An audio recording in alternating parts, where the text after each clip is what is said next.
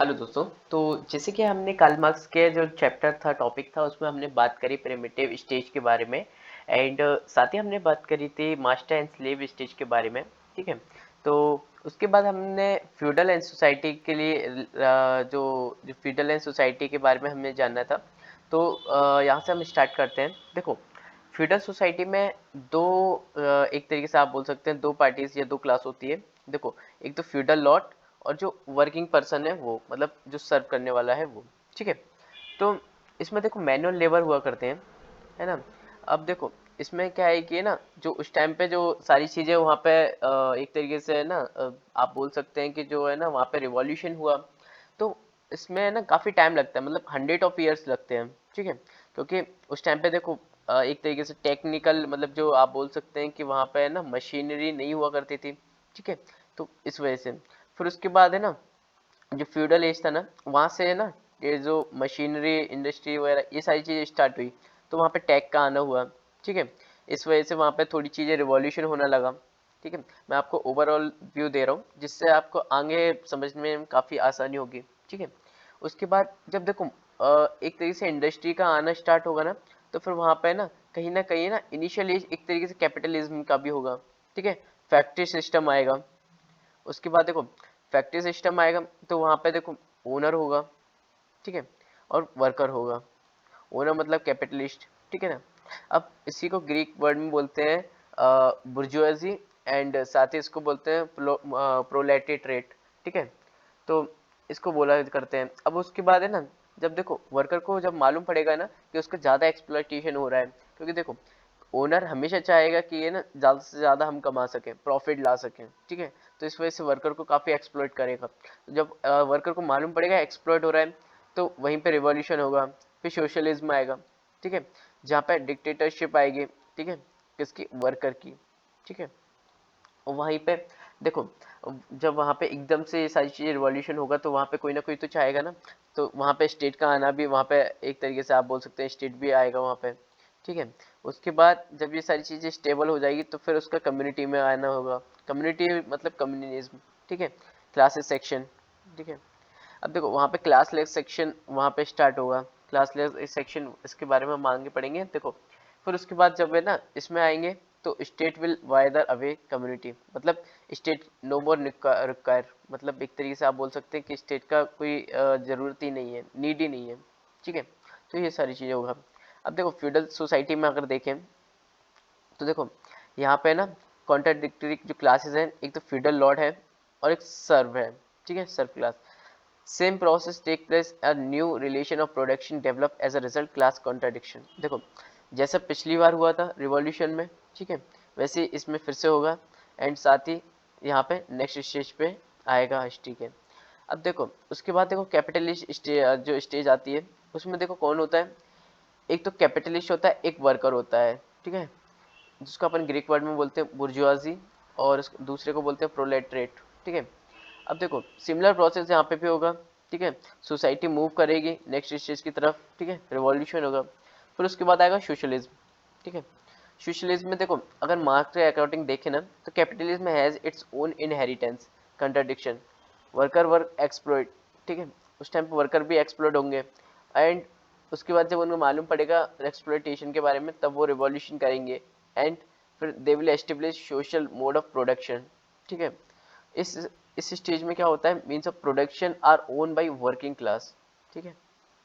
And साथ ही जो ये स्टेज है ना, वो डिक्टेटरशिप डिनोट करता है जो वर्कर की। ठीक है। साथ ही तो डिक्टेटरशिप ऑफ वर्कर है, will work towards the establishment of communal ownership means production. देखो कम्युनल एक तरीके से कम्युनिटी की तरफ जाएगी। ठीक है। और वहीं पे कम्युनिज्म का एक तरीके से आप समझ सकते हैं कम्युनिस्ट स्टार्ट होगी या वहाँ पे क्रिएट हो जाएगी। ठीक है। Once means of production is completely owned by the community class will vanish. ठीक है। एक तरीके से जब देखो अगर ये कम्युनिटी अगर आ गई ना, तो है ना क्लासेस वैनिश हो जाएगी, स्टेट भी वैनिश हो जाएगा, मतलब एक तरह से स्टेट का भी कोई नीड नहीं रहेगा। As a result contradiction will vanish. ठीक, कॉन्ट्रडिक्शन भी हो जाएगा वैनिश। एंड साथ ही state is a class institution. ठीक है। जो डोमिनेंट क्लास चाहेगी उसको करना पड़ेगा। और जब once class is dominate then state will no more require, ठीक है। साथ ही this state where state will wither away, ठीक है, अब इसकी जरूरत भी नहीं होगी। एंड इसी को बोलेंगे this is known as communism और hence there will be the end of history, ठीक है। अभी देखो सोशलिज्म आया हुआ है, कम्युनिज्म आने में टाइम है, आप समझ सकते हैं सब। देखो यहाँ पे एक चार्ट समझते हैं। देखो प्रिमिटिव कम्युनिज्म को अगर हम देखें, देखो ये एक तरीके से स्टेज है, स्टेज 1, स्टेज 2, स्टेज 3 और स्टेज 4, स्टेज 5, ठीक है। तो देखो यहाँ पे हम दो स्टेज को लेते हैं, एक तो प्रिमिटिव कम्युनिज्म और दूसरा हम मास्टर स्लेव को लेते हैं, ठीक है। अब देखो यहाँ पे है ना, जो मोड ऑफ प्रोडक्शन है, जो यहाँ पे रिवॉल्यूशन हो रहा है, ठीक है, यहाँ पे कुछ चीज़ें ऐसी होंगी, क्यों, आप समझ सकते हैं। देखो कि ये ना कुछ चीज़ें ऐसी होनी चाहिए रिवॉल्यूशन के लिए कि मतलब आगे दूसरे स्टेज में जा सके, ठीक है।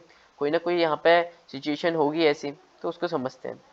एक तो एफओपी है, एक आरओपी है, ठीक है, मतलब forces of production and relation of production. अब देखो क्या फोर्सेस यूज हुए थे दूसरे स्टेज को एक तरीके मतलब फर्स्ट स्टेज से सेकंड स्टेज में जाने के लिए, तो आप समझ सकते हैं।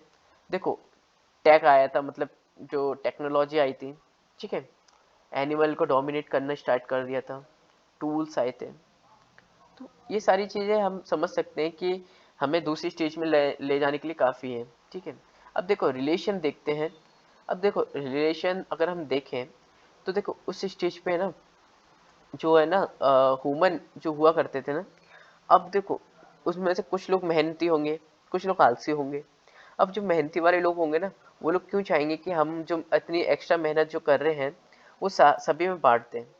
तो इसी वजह से ना जो है ना वो अपने बच्चों को पहले तो क्या कहते हैं, एक तरीके से बच्चों को पहले आप समझ सकते हैं कि वो फैमिली बनाएंगे, ठीक है।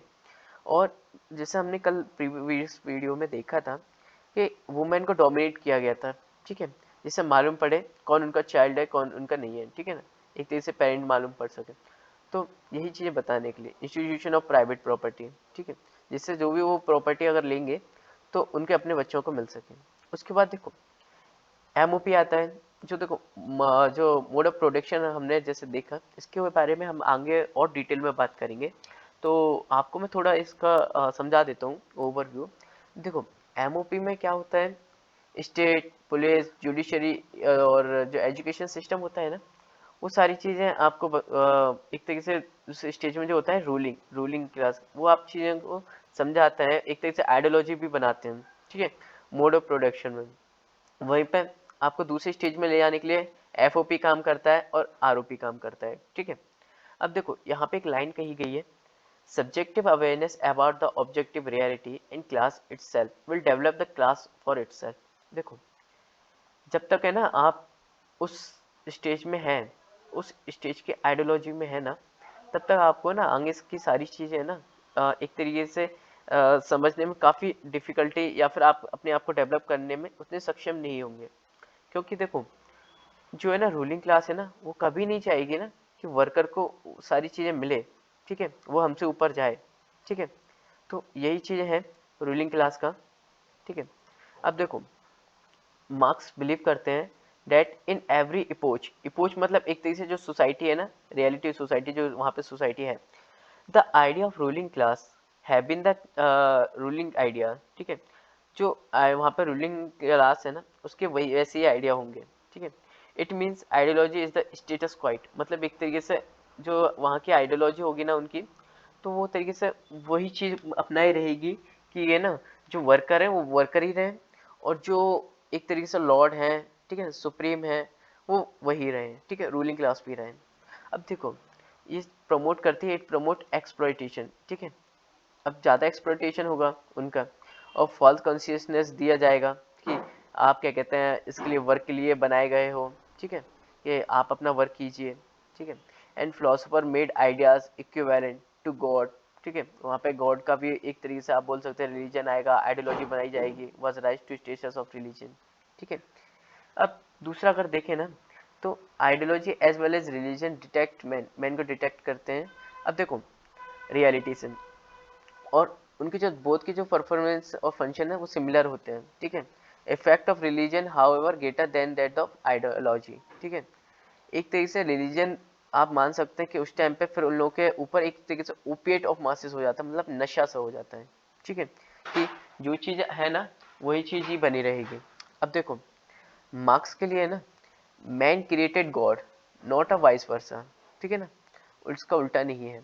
अब देखो the base and super structure model shows that religion and ideology are not autonomous. Super structure जो बेस एंड सुपर स्ट्रक्चर है ना, एमओडी मैंने बताया था, मोड ऑफ प्रोडक्शन एमओपी, ठीक है। अब उसके बारे में हम आगे और डिटेल में समझने वाले हैं, तो इसको मैं ज़्यादा अभी इस टाइम पे अभी आपको एक तरीके से इसको डिटेल में नहीं जाएंगे। तो देखो they are reflection of economic structure, ठीक है, they will work in the interest of class, जो वहाँ पे जो क्लास होगी रूलिंग क्लास उनके इंटरेस्ट पर उनको वर्क करना होगा, and which control economic structure, जो इकोनॉमिक स्ट्रक्चर को कंट्रोल करते हैं, and religion and ideology perpetuate exploitation, hence in every age of the ruling idea is supporting ruling class. अब देखो आप हिस्ट्री के कोई भी एज में अगर आप स्टेज में चले जाओ, तो जो रूलिंग स्टेज है ना, रूलिंग आइडिया को ही एक तरीके से आप डिनोट करेगी, वो कभी नहीं चाहेगा कि क्या कहते हैं जो चीज़ें हैं ना, परिस्थिति वहाँ पे बनी हुई, सिचुएशन बनी हुई है, उसको चेंज करें, ठीक है, हैंड और रिवॉल्यूशन भी नहीं चाहेगा। Hence Marx wanted that workers should not misguided by ideology and religion, they should try to realize that their real life situation and they should attempt to change it, and he says that it is not our consciousness which determine our existence, rather it is our existence that it determine our consciousness। देखो मतलब आपका जो अस्तित्व है ना, वो आपके consciousness को क्या कहते हैं नहीं दर्शाता, मतलब एक तरीके से आपका जो कॉन्शियसनेस है ना वो आपके अस्तित्व को नहीं दर्शाता, आपका जो अस्तित्व है ना वो आपके कॉन्शियसनेस को दर्शाता है, ठीक है। एंड देखो मार्क्स चाहते थे कि वर्कर को समझना चाहिए देयर रियल लाइफ एक्सप्लॉइटेशन को, ठीक है ना, साथ ही and develop there a real consistence which will inspire, जो इंस्पायर करेगी चेंज को, to change the exploitation system, ठीक है, जो वहाँ पे इतना ज़्यादा एक्सप्लॉइटेशन हो रहा है कैपिटलिज्म में, that is to change their material reality, ठीक है। अब देखो यहाँ पे देखो कुछ चीज़ें बताई गई हैं, जो है ना न्यू फोर्स ऑफ प्रोडक्शन है ना lead to growth of new revolution, new relation of production, ठीक है। देखो आप सिमिलर सी बात है, जो चीज़ें अगर वो है ना सोसाइटी में आ रही कोई नई चीज़ें, तो जो एग्जिस्टेंट जो है ना एग्जिस्टेंट सिचुएशन है उससे काफ़ी अच्छी होगी तभी तो वो आ रही है, और चेंजेस कीप ऑन हैपनिंग, है ना, and re changes come into the conflict with the previous order. अब देखो अब जहाँ पे वहाँ पे ना प्रीवियस ऑर्डर प्रीवियस सिचुएशन बनी हुई है ना, वहाँ पे कन्फ्लिक्ट तो होगा, जो रूलिंग क्लास है वहाँ पे कन्फ्लिक्ट करेगी, है ना, कि एकदम से कैसे हट रही हो, ठीक है। Situation come into existence where previous order can't accumulate new changes consequently, ठीक है, new mode of production get establish and new stage is higher the in truth and that is more progressive in comparison to previous stage, ठीक है। अब देखो जहाँ पे ना quantitative changes become the qualitative changes, they are called revolution, ठीक है, इसको रिवॉल्यूशन बोलते हैं। अब देखो अब history moves in dialectical manner, मतलब थोड़ी चीज़ें बढ़ती ही जा रही हैं और प्रोग्रेसिव होती जा रही हैं, डायलेक्टिकल मैनर आपको जैसे समझाया था कि देखो चीज़ें दिन प्रतिदिन चीज़ें है ना चेंजेस होना, ठीक है, एंड साथ ही ना उनमें प्रोग्रेसिव भी होना, that is it moves because of conflict or as a result contradiction between the previous and new forces of production, ठीक है। अब contradiction तो होगा, resistance तो हो गई, ठीक है। अब साथ ही ना अब it moves because of conflicting between existing class and progressive class is an exploitative class which wants changes and the system but change is not smooth, ठीक है। अगर मतलब जो प्रीवियस जो क्लास है वहाँ पे जो आ रही है वहाँ पे रह चुकी है एग्जिस्टिंग क्लास, और प्रोग्रेसिव क्लास आ रही है, तो एक तरीके से स्मूथली चेंजेस तो नहीं होगा, वहाँ पे कन्फ्लिक्ट तो होगा, हो सकता है रिवॉल्यूशन भी हो, ठीक है। तो we are benefited from previous system resist change leading to violent revolution, ठीक है, इसी वजह से रिवॉल्यूशन होता है।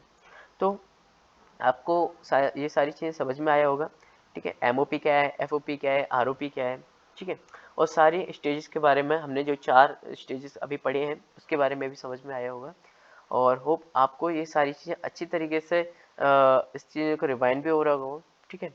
तो गाइस कोई भी आपको इशू आ रहा है तो आप कमेंट बॉक्स में अपना कमेंट ड्रॉप कर सकते हैं, ठीक है। एंड सो गाइस मिलते हैं अपनी नेक्स्ट टॉपिक के साथ नेक्स्ट वीडियो में। Thank you so much.